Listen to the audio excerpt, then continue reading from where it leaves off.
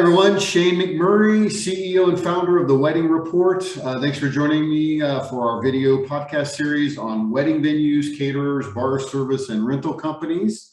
Today, I'm meeting with Lesley, and she's from Canby, Oregon, and from Lavender Owl Farms.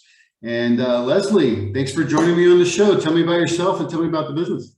Yeah, well, Lesley Wise here. My husband and I own this property we bought about 4 years ago. We were looking for property to do a venue, and somebody said, hey, there's 20 acres down the road. Have no idea what it's like. And we went and looked at it. Beautiful piece of property, but we saw it in January, so it was raining and nothing was growing. The trees were all bare and naked, and there was probably 20 years of blackberry growth. Wow. So get forward 4 years, and it is beautiful out there. Because it was a tree nursery, there are hundreds of varieties of trees, from maples to hazelnuts to oak to cedar. I mean, you name it. I think it's on this property. We find new trees all the time. That's pretty amazing. Yeah. Yeah. So, and everything grows beautiful here in the North Willamette Valley of Oregon. And I think we lucked out with this little pocket of, it's just beautiful. I don't know, even though I own it and all the work we do is us. Yeah. It's a magical space. I got you. And you're the owner, creator of the property? Mm-hmm. Yep. Yes. And what's your website address so everybody knows? LavenderOwlFarm.com. Excellent. Excellent. And so you guys don't live on the property. It was a property that was down the street from where you guys are? Yeah, we were living closer into Portland at the time in a regular home. I still had a beautiful English garden because that's what I do. I grow and I love to create garden spaces. And I don't know, I think that was the precursor to what we have here. It was like my practice garden. There you go. But yeah, so, and we were just looking to move out, get a little bit of property, trying to do like Airbnb and weddings just on a small scale. Mm-hmm. And we didn't plan 20 acres, but that's what presented itself. So that's what we went with. Yeah, gotcha. So the property has what type, I mean, what do you have on there? Do you have facility for people to stay overnight? Do you have, tell me about the property. Right. So the house was very large and it had an unfinished basement, and my daughter is living with us as well. So she helps around the venue. So we created an apartment downstairs for her, but it also allowed for us to put in bridal suite, which it was the original 2 bedrooms were downstairs. So we use those as a bed and breakfast. And then we created a whole bridal suite in half of it. So we have makeup stations and mirrors and lights and hooks and all the space that you need when the girls show up with all their stuff. Yeah. And then we have the big pole barn that was in terrible shape. So we had to put a new roof on and renovate and put a floor in and all that. So we use the barn for the dining inside, but most everything else is done outside in the gardens. Gotcha. And how many people can you guys accommodate? The county will let us do 299, but we only will go up to about 80. 75 is our max package price. There's a few reasons for that. In my opinion, 75 is way enough people to have at a wedding to keep it manageable for everybody. And I don't want too many footfalls on the property because it's so beautiful, and we're trying to sort of nurture the trees back to life after being buried under blackberries. Mm-hmm.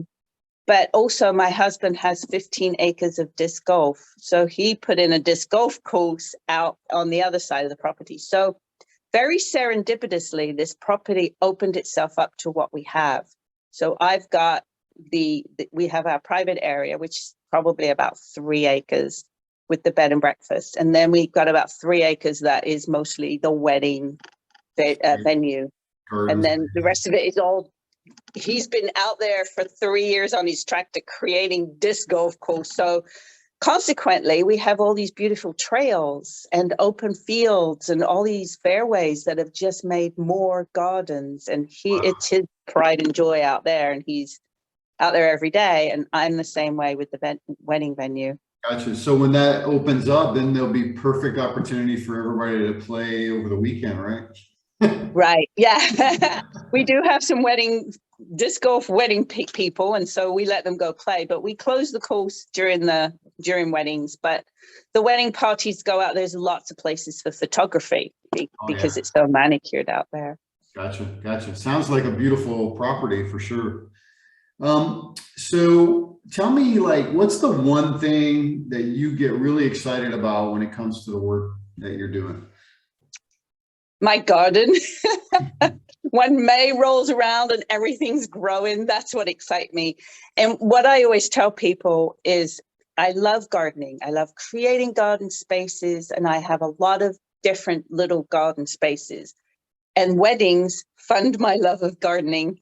And then I garden and then I show them off because, you know, what's the point of having all that beauty if nobody's there to see it?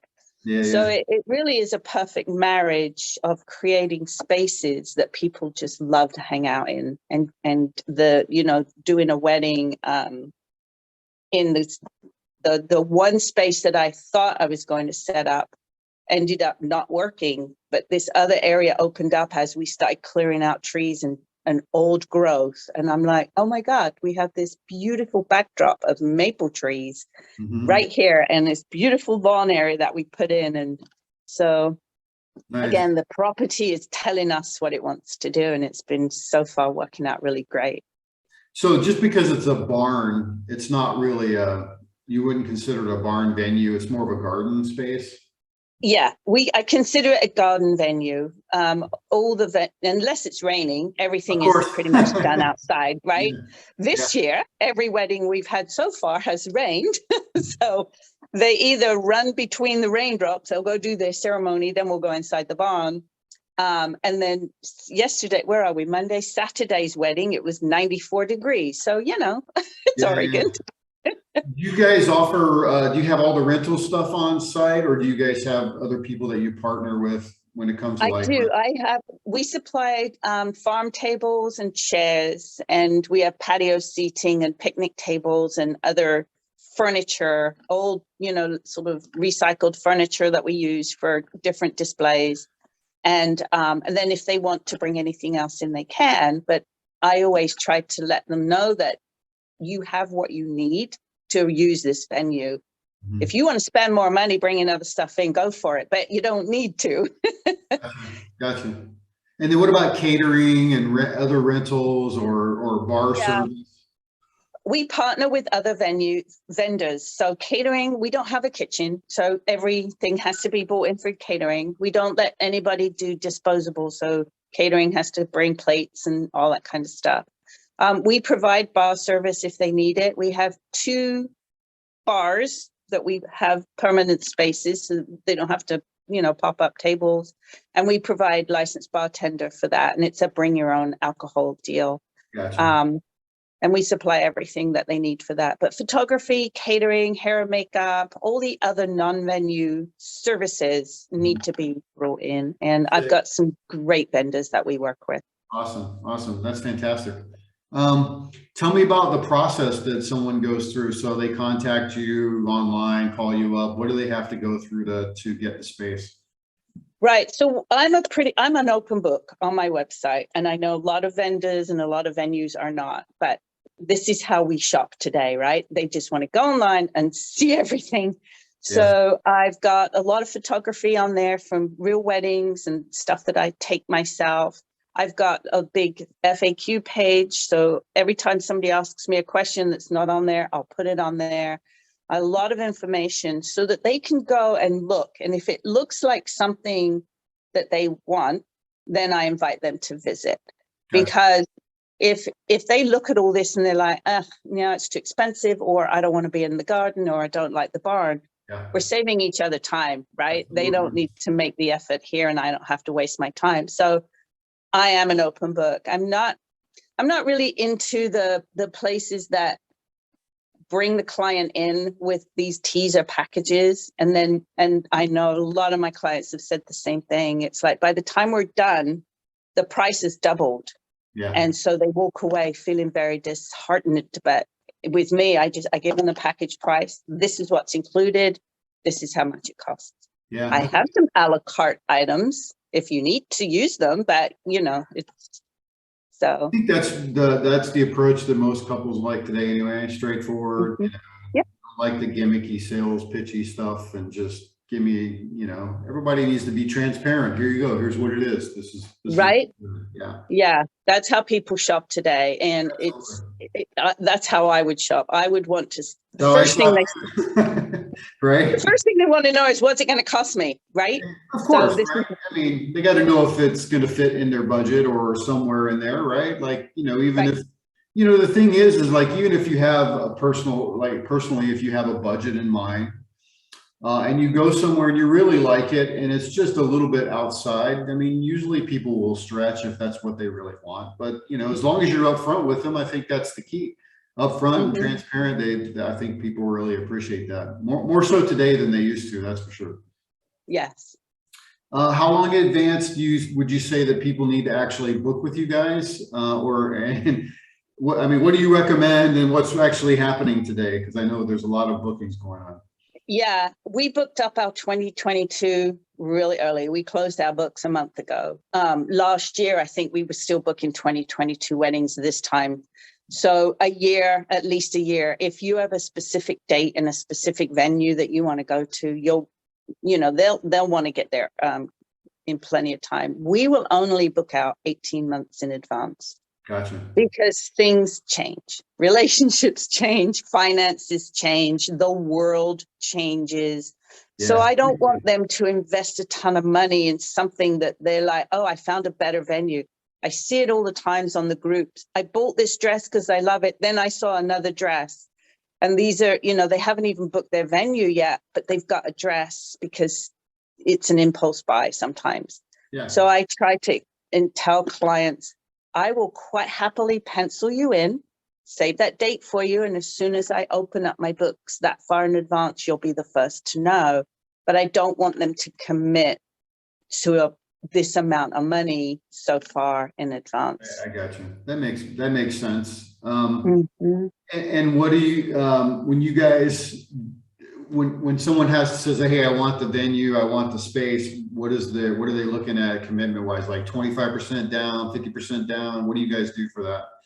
So during COVID, we started with an installment program to help people because everyone was rescheduling, they were all running out of money, and it was like, this big headache. So I started this monthly payment plan, which works so well that we've kept it. And so if their wedding is more than 10 months out, we will just divide up how many months it is, and that's their payment plan.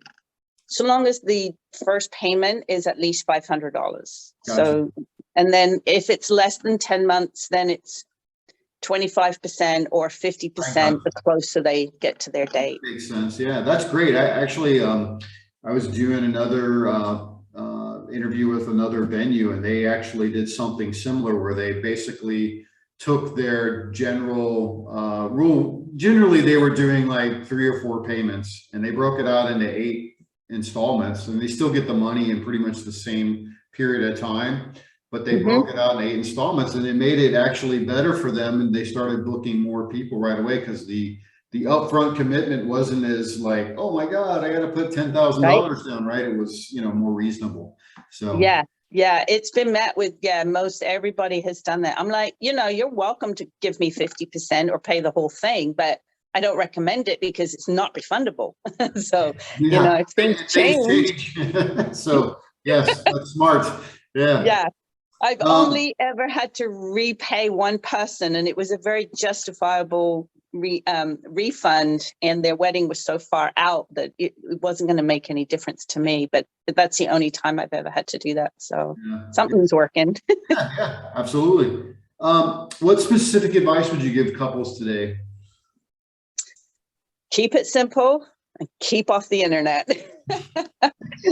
Why keep off the internet? Everybody's on the internet, right? I know. Specifically like the Pinterest and all the wedding sites. I think for a lot of people, especially those who really don't know how to plan a wedding or where to start, it can be really overwhelming because there's so much information out there. And then as soon as you announce you're getting married, everybody has advice for you, right?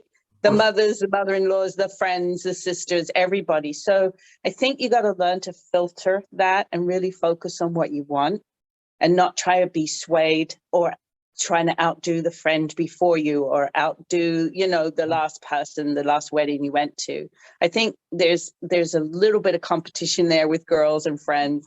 We have 5 girls between us.